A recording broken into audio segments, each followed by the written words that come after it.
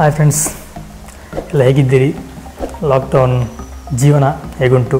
Lockdown ಮಧ್ಯಾಹ್ನ ಕೆಲವು ರೆಸಿಪಿಗಳನ್ನ ಮಾಡಿ ನಾವು ವಿಡಿಯೋ ಹಾಕಿದ್ದೀವಿ. ಯಾರೆಲ್ಲ ನೋಡಲಿಲ್ಲೋ ಫಸ್ಟಿಂದ ನೋಡ್ಕೊಂಡು ಬನ್ನಿ.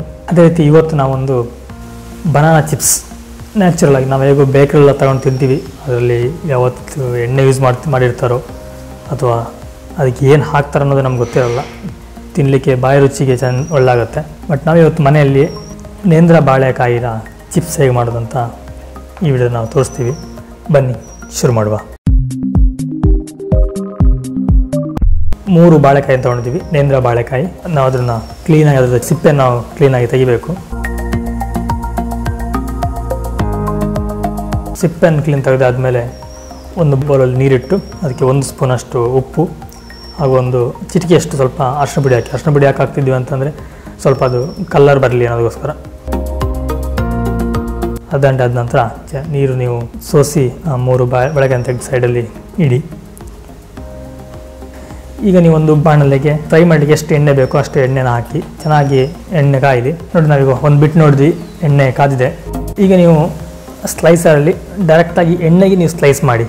ಹೆಚ್ಚು ದಪ್ಪ ಸ್ಲೈಸ್ ಬೇಡ.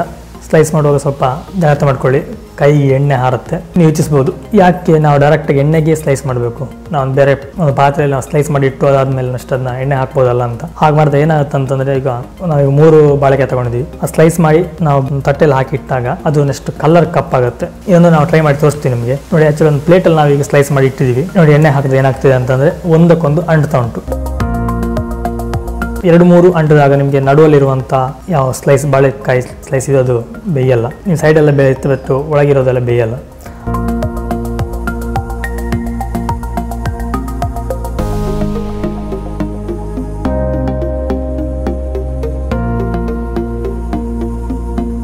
ನೋಡಿ, ಈಗ ಬಬಲ್ಸ್ ಎಲ್ಲ ಕಮ್ಮಿ ಆಗ್ತಿದೆ. ಈ ಬಬಲ್ಸ್ ಎಲ್ಲ ಕಮ್ಮಿ ಆದಮೇಲೆ ನೀವು ಅದನ್ನು ತೆಗೀರಿ. ಎಣ್ಣೆನೂ ಹಾಗೆ, ಎಣ್ಣೆ ತುಂಬ ಸ್ವಲ್ಪ ಹೀಟಲ್ಲಿರಲಿ. ಎಣ್ಣೆ ಆದಷ್ಟು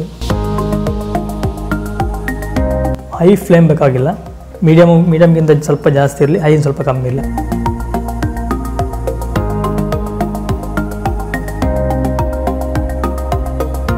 ನೀವೀಗ ನೋಡ್ತಾ ಇರ್ಬೋದು, ಬಾಳೆಕಾಯಿದು ಚಿಪ್ಸ್ ಕಲರ್ ನೋಡಿ ನ್ಯಾಚುರಲ್ ಆಗಿ ಬಂದಿದೆ. ಜಸ್ಟ್ ಸ್ವಲ್ಪ ಅರಿಶಿನ ಪುಡಿ 1 ಚಿಟಿಕೆ ಅಷ್ಟು ಹಾಕಿದ್ದು, ಅದಕ್ಕೆ ಯಾವ ಲೆಕ್ಕನೂ ಅಲ್ಲ. ಅದು ಜಸ್ಟ್ ಮೇಲ್ಗಡೆ ಮಾತ್ರ ನಿಮಗೆ ಅದು ಕೋಟ್ ಆಗ್ಬೋದು. ನೋಡಿ, ಒಳಗಡೆ ಹಾಕಿ ನೋಡಿ, ಕ್ಲೀನಾಗಿ ಎಲ್ಲೋ ಕಲರ್ ಬರ್ತಾ ಉಂಟು. ನೀವು ಅಂಗಡಿಯಲ್ಲಿ ಏನು ತಗೊಳ್ತೀರೋ ಅದಕ್ಕಿಂತ 100 ಪಟ್ಟು ಬೆಟ್ರ್ ಅಂದ್ಕೊಳ್ತೀವಿ ನಾವು. ತುಂಬ ಕ್ಲೀನಾಗಿ ಬಂದಿದೆ.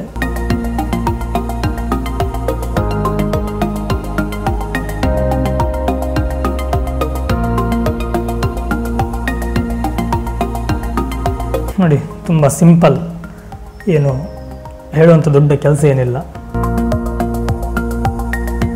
1 kg 3 ಬಾಳೆಕಾಯಿ ಬಂತು ನಾವು ತಂದಿದ್ದು. ಇವಾಗ ಸ್ವಲ್ಪ ರೇಟ್ ಜಾಸ್ತಿ, 1 kg 70 ರೂಪಾಯಿ. ಅಂಗಡಿಲಿ ನಾವು ಯಾವತ್ತಾವತ್ತು ಮಾಡಿಟ್ಟು ಇದನ್ನ ಪ್ಯಾಕ್ ಮಾಡಿಕೊಂಡಿರ್ತಾರೆ. ನಾವು ಅದನ್ನು ತಿನ್ನೋದಕ್ಕಿಂತ ಇದು ಎಷ್ಟೋ ಬೆಟ್ರ್ ಅಂದ್ಕೊಳ್ತೀನಿ ನಾವು.